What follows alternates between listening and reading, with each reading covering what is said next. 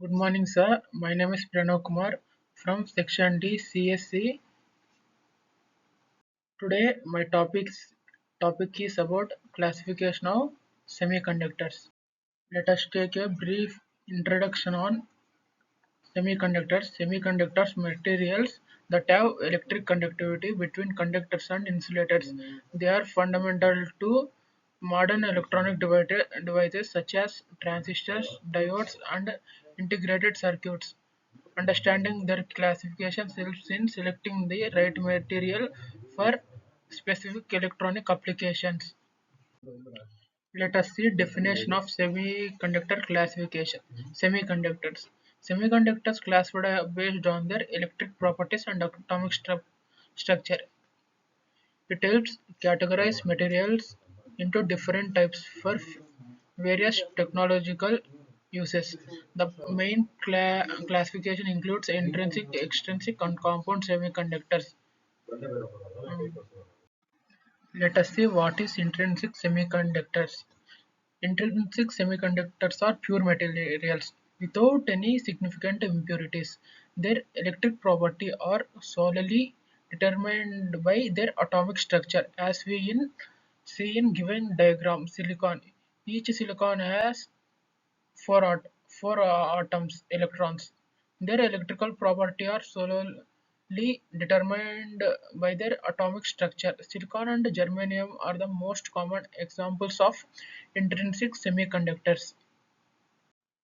Now, extrinsic semiconductor. This is the second classification of semiconductors. Extrinsic semiconductors are doped with impurities to modify their electrical property. Doping introduces free charge carries increasing conductivity. Example include N-type and P-type silicon doped with elements like phosphorus or boron. As we see in diagram, intrinsic are also classified into N-type and P-type. Let us understand about N-type semiconductors. N-type semiconductors are doped with elements that provide extra electrons, negative charged carries. As we see in diagram, P-hole transfers to N-type, N-type transfers to P-type. Phosphorus or arsenic are common dopaments for silicon to create N-type material. They conduct electricity primarily through negatively charged electrons. Let us understand p-type. P-type semiconductors are doped with elements that carries positive charged electrons. Boron or gallium are typical dopants used to produce p-type silicon. They conduct electricity mainly through positively charged holes, as see in diagram. Let us understand compound semiconductor. Compound semiconductor are made from two or more elements, often from groups 3 to 5 or 2 to 6 of the periodic table. They exhibit different properties compared to elemental semiconductors. Example includes gallium arsenide and indium phosphide. What is 3 to 5 semiconductors? 3 to 5 semiconductors are composed of elements from group 3 and group 5 of the periodic table. They are known for their high electron mobility and direct band gap properties. These materials are used in high frequency and optoelectronic devices. Let us see 2 to 6 semiconductors. 226 semiconductors are formed from elements of groups 2 and 6. They are often used in laser, diodes, sensors, and other optoelectronic applications. Example includes cadmium telluride, CDTE, and zinc selenide ZnSC. Organic semiconductors.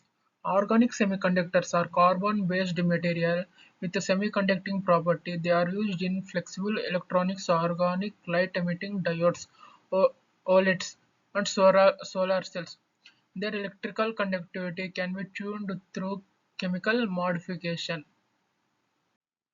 Amorphous semiconductors. Amorphous semiconductors lack a well-ordered crystal structure.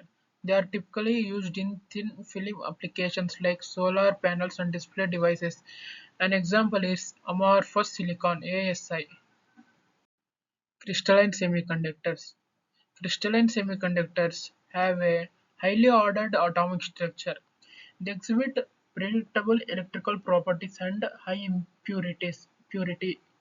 Silicon wafers used in electronics are crystalline semiconductors. Summary of semiconductor classification.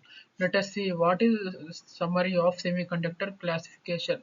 Semiconductors are classified into intrinsic, extrinsic, and compound type based on their composition and doping. Each type has specific properties suited for different electronics and optoelectronic applications. Advanced in semiconductor materials continue to expand their functionalities and applications. Let us see importance of semiconductor classification. Proper classification aids in means helping in designing, which helps in designing efficient electronic and photonic devices. It helps engineers choose their appropriate materials. It also helps engineers to choose their appropriate materials for specific performance requirements. It helps engineers to choose correctly and which helps them perform well. Ongoing research into new classification drives technological innovations which they can use to innovate new products. These are the classification of semiconductors. Thank you for giving me this opportunity.